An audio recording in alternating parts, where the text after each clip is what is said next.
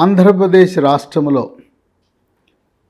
India today సంస్థ వాళ్ళు చేసిన సర్వే ఫలితాలు, ఇండియా టుడే ఆ న్యూస్ ఛానల్లో జరిగిన డిబేట్లు వైఎస్ఆర్సిపి పార్టీకి కలవరాన్ని, కంపాన్ని పుట్టిస్తూ ఒక పెద్ద షాకుని ఇచ్చింది ఆ పార్టీకి.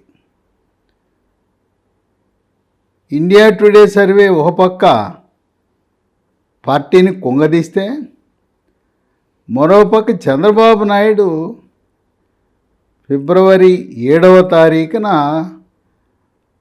అమిత్ షా ఆహ్వానం మేరకు ఆయన ఢిల్లీ వెళ్ళాడు.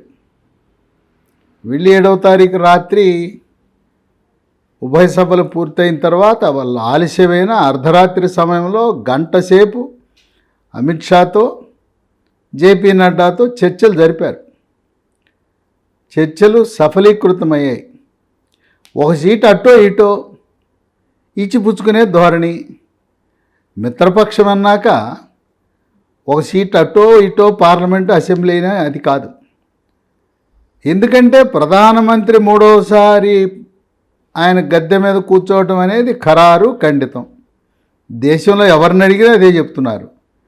అందువల్ల కేంద్ర ప్రభుత్వ సహాయంతోనే ఏదైనా సాధించగలం, కనుక సీట్లు ఎన్ని వచ్చినా అధికారంలోకి వస్తే చాలు అనే దృక్పథంతో చంద్రబాబు నాయుడు జనసేన పార్టీతో కానీ బీజేపీతో కానీ ఇచ్చిపుచ్చుకునే ధోరణిలోకి వచ్చేశారు.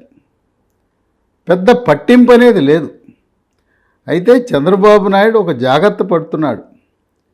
భవిష్యత్తులో ఏదైనా అభిప్రాయ భేదాలు, వివాదాలు జనసేనతో కానీ బీజేపీతో కానీ వస్తే వాళ్ళపై ఆధారపడకుండా, ప్రభుత్వ పాలనకు ఎటువంటి భంగం కలగకుండా అధికారంలోకి రావాలంటే 88 సీట్లు కావాలి. ఆ 88 సీట్లు తనకు లభించేలా, అంటే 88 కాదు, ఆయనకు 100 సీట్లు వస్తాయి తెలుగుదేశం పార్టీకి. మిత్రపక్షాల అవసరం లేకపోయినా మిత్రధర్మం ప్రకారము, సంకీర్ణ ధర్మం ప్రకారం భారతీయ జనతా పార్టీకి గతంలో లాగా 2 మంత్రి పదవులు, అలాగే జనసేన పార్టీకి సముచిత స్థానం,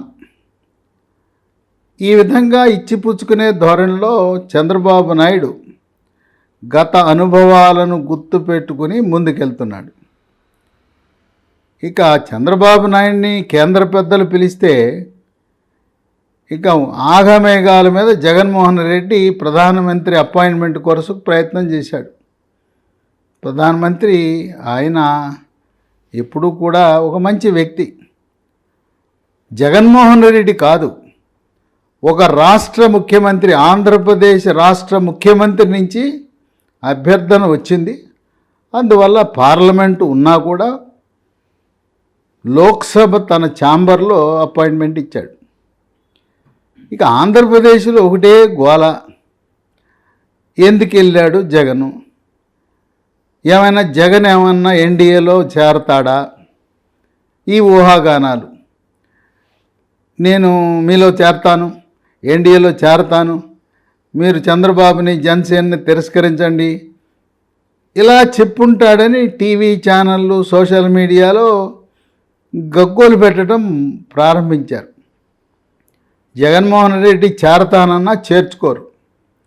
ఎందుకంటే ఎన్డీఏ కూటమిలో చేరాలంటే భారతీయ జనతా పార్టీ యొక్క మూల సిద్ధాంతం, వాళ్ళు 1980 ముందు జనతా పార్టీ ఏర్పడక ముందు జనసంఘ్ పార్టీ ఉండేది. జనసంఘ్ పార్టీ నుంచి నేటి వరకు అదే సిద్ధాంతాలను కొనసాగిస్తూ వచ్చింది. వాటిలో ఏ మార్పు లేదు. అందువల్ల ఈ జగన్మోహన్ రెడ్డి ఎన్డీఏ కూటమి కోసం వెళ్ళలేదు. ఇక్కడ ఖజానా ఖాళీ అయిపోయింది.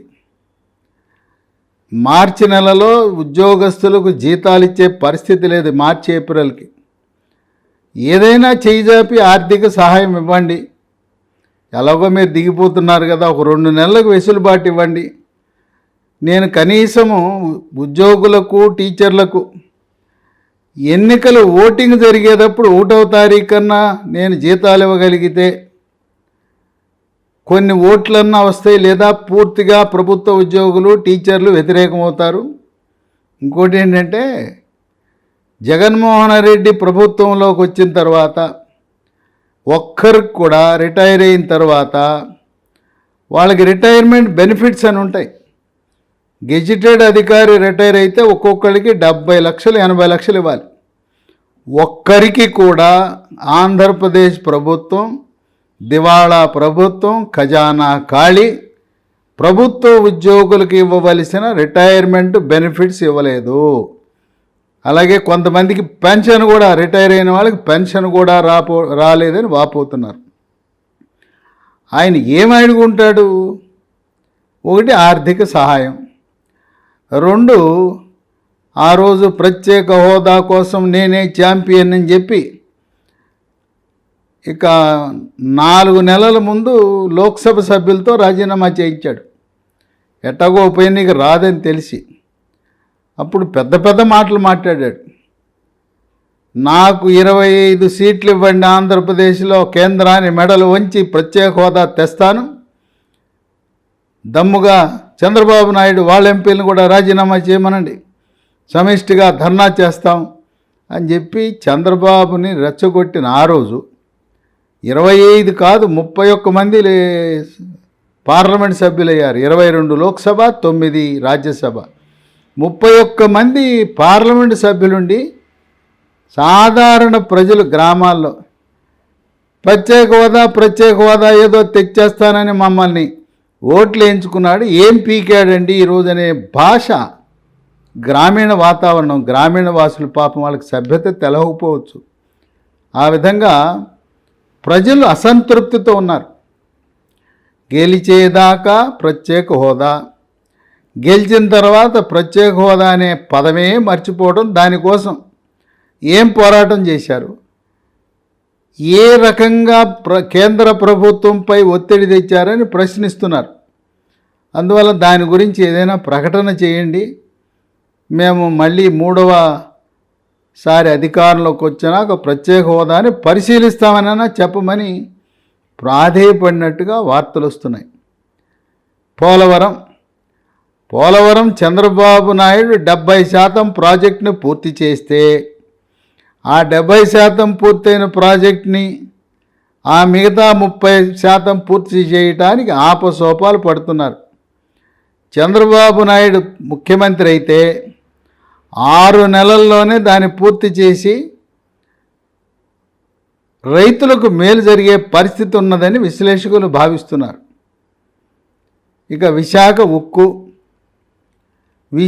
ఉక్కు ఫ్యాక్టరీ ప్రైవేటీకరణ చేస్తానంటే నోరు మెదపటం లేదు జగన్మోహన్ రెడ్డి.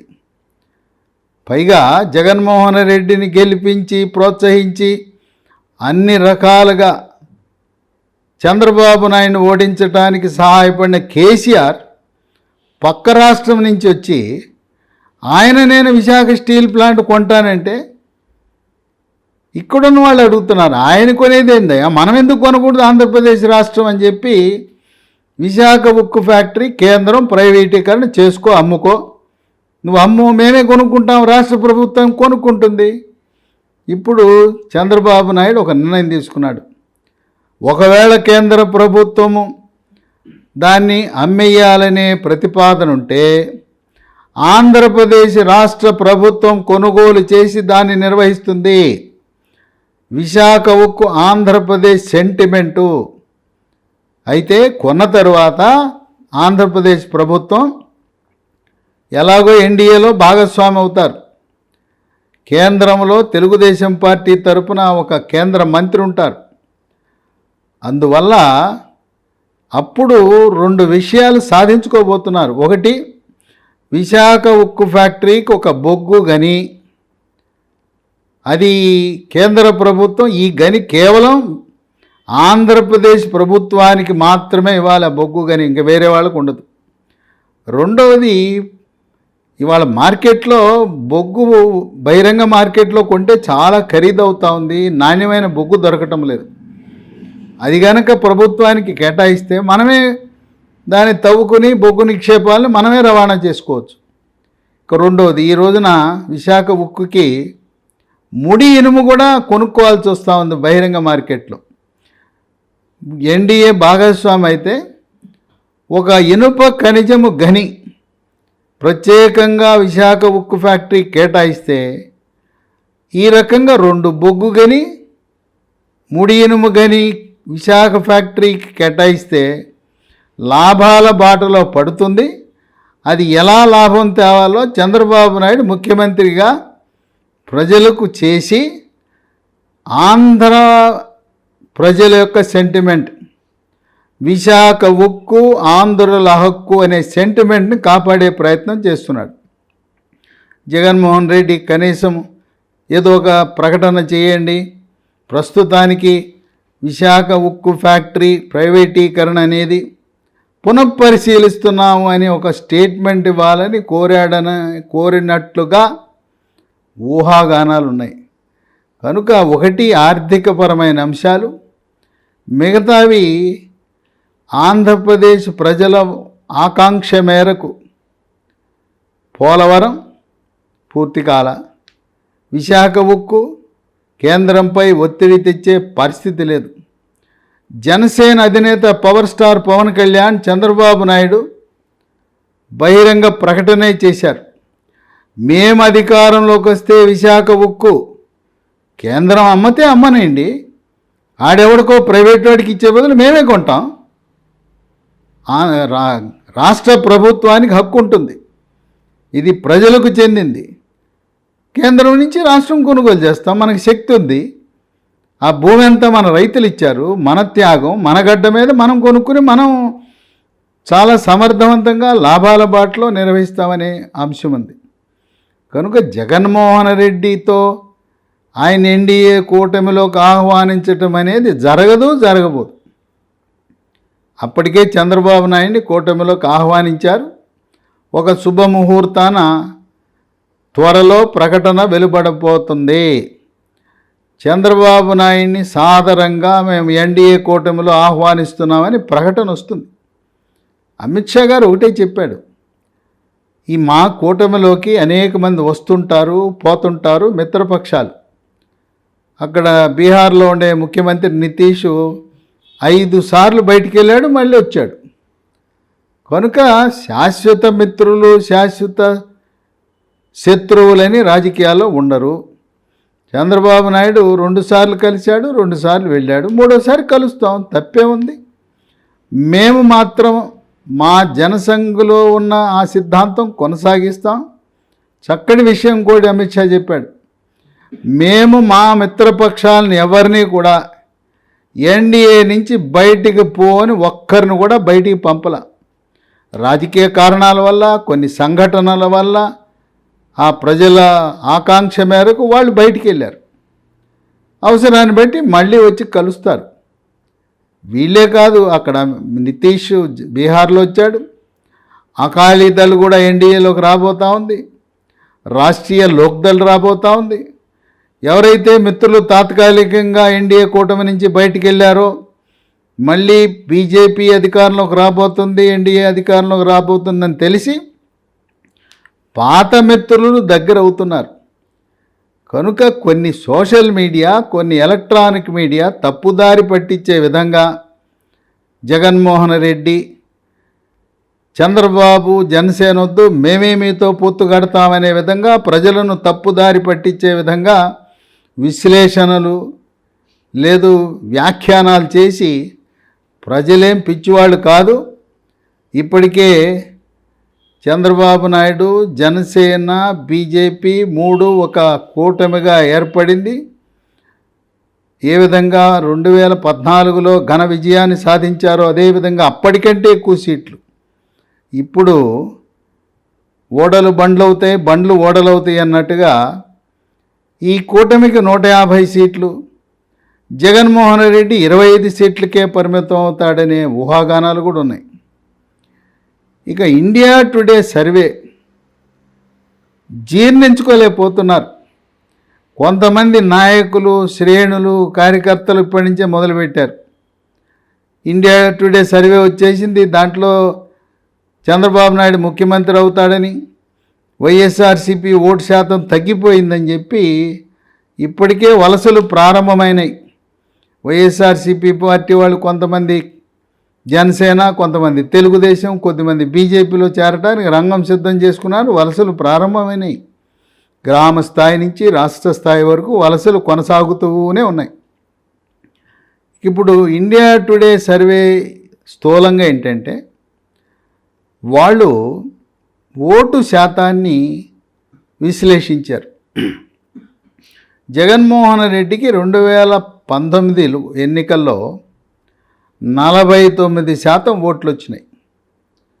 తెలుగుదేశం పార్టీ ఒంటరిగా పోటీ చేస్తే 40% ఓట్లు వచ్చాయి. ఇప్పుడు జరిగిన సర్వేలో, అంటే ఫిబ్రవరి మొదటి వారంలో వచ్చిన సర్వే, ఇంకా దాదాపు 2 నెలల సమయం ఉంది. ఇంకా ఈ వైఎస్ఆర్సీపీ పార్టీ ఇంకా దిగజారే అవకాశం కూడా ఉంది.